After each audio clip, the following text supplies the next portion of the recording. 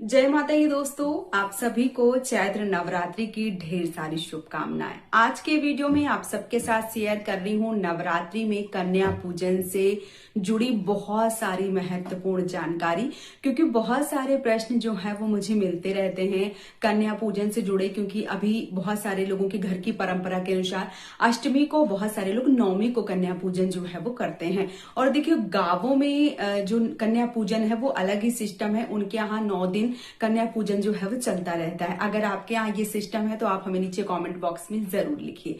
आज के वीडियो में मैं कन्या पूजन से जुड़ी ही आप सबको जानकारी देने वाली हूँ, क्योंकि कन्या पूजन के दौरान बहुत सारी ऐसी बहनें, बहुत सारी ऐसी माताएं जो पीरियड्स या मासिक धर्म से गुजरती हैं, और ऐसे में उनके मन में बहुत सारे सवाल होते हैं, बहुत सारी संशय होती है कि अब हमें कन्या पूजन जो है वो किस प्रकार से करना चाहिए या नहीं करना चाहिए। अष्टमी नवमी का जो पूजन है वो हम करें या ना करें, इसके साथ ही साथ हलवा पूड़ी का भोग जो है वो बनाएं या ना बनाएं। तो इन संपूर्ण प्रश्नों का जवाब आपको इस वीडियो में मिलने वाला है। और यकीन मानिए, आपको इस वीडियो को देखकर अगर आपके मन में किसी भी प्रकार के कोई भी सवाल है, कोई भी संशय है, तो संपूर्ण जानकारी आपको मिलेगी और सारे संशय जो है वो आपके समाप्त हो जाएंगे।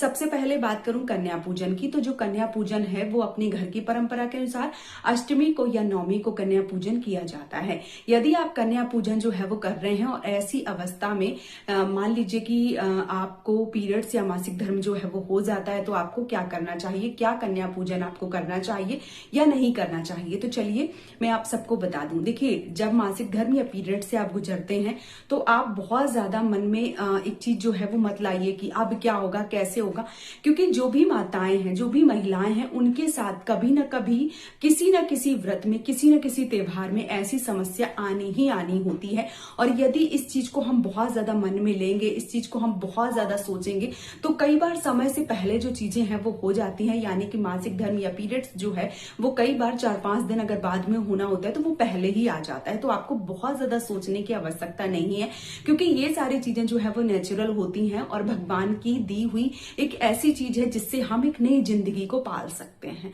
तो इसमें बहुत ज्यादा सोचने की आवश्यकता नहीं होती है। सारी जो भी बहनें हैं, जो भी माताएं हैं, सबके साथ ये समस्या जो है वो होती है। मान लीजिए अगर आपने जैसे नवरात्रि जो है वो बहुत अच्छे से निकल जाती हैं, तो आने वाला वट सावित्री व्रत या कई बार दिवाली, होली, सारी चीजें जो है वो कभी ना कभी तो आपकी ऐसी स्थिति में हो ही जाती हैं। तो बहुत ज्यादा सोचने समझने की आवश्यकता नहीं है। ये यूं कहूं कि अपने मन में बहुत ज्यादा एक तरीके से लोड ना लेकर आए, बहुत ज्यादा दिमाग में वो चीजें ना लेके आए कि अब क्या होगा, कैसे होगा। अगर आपके घर में कोई बड़े बुजुर्ग हैं, जैसे मान लीजिए कि आप संयुक्त परिवार में रह रही हैं, आप एकल परिवार में नहीं रह रही हैं, सब लोग साथ में रह रहे हैं, तो आपके जो भी बड़े लोग हैं, जैसे आपकी सास हो गई, आपकी ननद हो गई, जेठानी हो गई, तो आप उनसे करवा सकते हैं। और जैसे कन्या पूजन हो जाता है तो फिर आप बाद में उनकी मदद जो है वो कर सकती हैं। तो अगर आप साथ में रह रहे हैं तो कोई दिक्कत है ही नहीं, ठीक है। इसके साथ ही साथ बहुत सारे लोग ऐसे जो एकल परिवार में रहते हैं, जो सिर्फ अपने पति और बच्चों के साथ में रहते हैं, कहीं परदेश में रहते हैं, उनके साथ जब ये समस्याएं होती हैं तो वो बहुत ज्यादा परेशान हो जाते हैं। तो देखिए, उनको भी परेशान होने की जरूरत नहीं है। अगर आप कन्या पूजन करना ही चाहते हैं तो फिर आप किसी पड़ोसी की मदद ले सकते हैं, अपने पति की मदद ले सकते हैं, अपने बच्चों की मदद ले सकते हैं और कन्या पूजन जो है वो करवा सकते हैं। कई बार बाहर रहने से भी बहुत अच्छे रिश्ते हो जाते हैं, बहुत सारे लोग अपने हो जाते हैं जो आपकी मदद करने के लिए तैयार होते हैं और आपकी कन्या पूजन जो है वो बहुत ही नियम से करवा देते हैं। तो दूसरी चीज ये हो गई कि यदि आप बाहर रहते हैं परदेश में, तो आप बच्चों की, पति की या किसी पड़ोसी की मदद ले सकते हैं। अगर आप ऐसी अवस्था है कि आप किसी की मदद नहीं ले सकते हैं, तो फिर आप इस बार कन्या पूजन छोड़ दीजिए। अगली बार, अभी चैत्र नवरात्रि है, फिर अब सर्दी नवरात्रि आएंगे, तो आप तब कन्या पूजन जो है वो कर लीजिए, ठीक है। इसके साथ ही साथ कई बहनों के प्रश्न आते हैं कि दीदी, जैसे मान लीजिए कि हमारे पति जो हैं वो संपूर्ण पूजा कर रहे हैं, कलश की स्थापना कर रहे हैं, अखंड ज्योति उन्होंने जलाई है, संपूर्ण पूजा उन्होंने कर दी है। अब मैं कन्या पूजन करना चाहती थी, लेकिन ऐसी अवस्था हो गई, मैं कन्या पूजन नहीं कर पाई, पति बना नहीं सकते। अब ऐसे में हमें क्या करना चाहिए, क्योंकि जब हमने 9 दिन का व्रत मान लीजिए पति ने रखा है तो उनको कन्या पूजन करना है, ऐसा उनका मानना है। तो ऐसे में हमें क्या करना चाहिए, तो देखिए, ऐसे में आपके साथ बहुत सारे ऑप्शन है। आप फल मंगवा सकते हैं, उससे कन्या पूजन करवा सकते हैं। बच्चों के लिए बहुत सारे अच्छे अच्छे हैम्पर जो है वो अभी मिल रहे हैं, तो आप बच्चों को गिफ्ट के तौर पे वो दे सकते हैं, फल दे सकते हैं बच्चों को। यदि ऐसा करना संभव नहीं है तो आप बच्चों के लिए, मान लीजिए आपको लग रहा है नहीं मैं प्रॉपर तरीके से बच्चों को खिलाऊंगी, कन्याओं को अपने घर में भोजन करवाऊंगी, तो ऐसे में आप दही और जलेबी जो है वो मंगवा के प्रॉपर कन्या पूजन अपने पति के हाथों से करवा सकती हैं। ठीक है। हाँ, पैर इत्यादि अगर आप छूना चाहती हैं तो छू सकती हैं, लेकिन जब हम छोटा सा हवन करते हैं, जब हम कन्याओं को विराजमान करते हैं, उनके पैर धुलते हैं या उनको भोजन परोसते हैं, तो माता के 9 स्वरूप हमारे घर में आते हैं। और जिस प्रकार से हम माता को चुनरी उड़ाते हैं, यानी जो बच्चे घर में आते हैं उनको हम चुनरी उड़ाते हैं, तिलक लगाते हैं, पैर धोते हैं और उनको खिलाते हैं, तो ऐसा समझ के खिलाइए कि वो माता के 9 स्वरूप ही बैठे हैं। तो ऐसी अवस्था में आपको उनको नहीं छूना चाहिए, इस बात का विशेष रूप से ध्यान रखें। इस समय वो खा रही हो उस समय तो उनको बिल्कुल भी ना छुएं। ठीक है। और जब कन्या पूजन होता है तो छोटा सा हवन भी किया जाता है, तो यदि आपके पति कर रहे हैं तो आप वो हवन, कन्याओं का पूजन सब कुछ अपने पति से करवा सकते हैं। बेटियां यदि बड़ी हैं या बच्चे बड़े हैं, बेटे भी बड़े हैं, तब भी आपकी बहुत सारी मदद कर सकते हैं, तो आप उनसे करवा सकती हैं। ठीक है। यदि आपके बच्चे छोटे हैं या कई बार आप मान लीजिए कि नया कपल होता है, कई बार नई शादी हुई होती है और ऐसी अवस्था होती है, तो आपको बहुत ज्यादा परेशान नहीं होना है। यदि आप बाहर हैं, प्रदेश में हैं, कोई मदद करने वाला नहीं है, अड़ोसी पड़ोसी भी नहीं है और मान लीजिए बच्चे भी नहीं है, तब आपको क्या करना चाहिए, ऐसी अवस्था में कुछ पैसे, जितने पैसों से आप कन्या पूजन करवा सकते थे, 200, 500, 1000, देखिए जो दान होता है या जो एक तरीके से किस प्रकार से हम दान करें, किस प्रकार से हम कन्याओं का पूजन करें, कितना महंगा उन्हें तोहफा दें, इसका कोई बजट है नहीं। वो हर तरीके की पूजा होती है, हर तरीके के अपने भाव होते हैं, तो आप उतना अमाउंट, उतना पैसा निकाल कर किसी मंदिर में दान कर दीजिए या किसी जो मान लीजिए कि वाकई में जिसको जरूरत है आप उसको दे सकते हैं। इसके साथ ही साथ मंदिर में भंडारा इत्यादि हो रहा होता है, तो आप अपने पति के हाथों से, क्योंकि आप ऐसी अवस्था में हैं, तो आप उनसे, जैसे आटा हो गया, चावल हो गया या दूध हो गया, घी हो गया, रिफाइंड हो गया, जो भी आप दान करना चाहते हैं उन पैसों से लेके आप दान भी कर सकते हैं। आप किसी से भिजवा भी सकते हैं, जैसे कोई आपका अड़ोसी पड़ोसी है तो उससे भी वो पैसे जो है वो भिजवा के मंदिर में दान करवा सकते हैं। जब वहां पे भंडारा होगा, आपके नाम का भी एक छोटा सा भले हिस्सा हो, लेकिन जितने लोगों के मुंह में जाएगा आपको भी पुण्य फलों की प्राप्ति होगी, तो आप इस प्रकार से भी कर सकते हैं।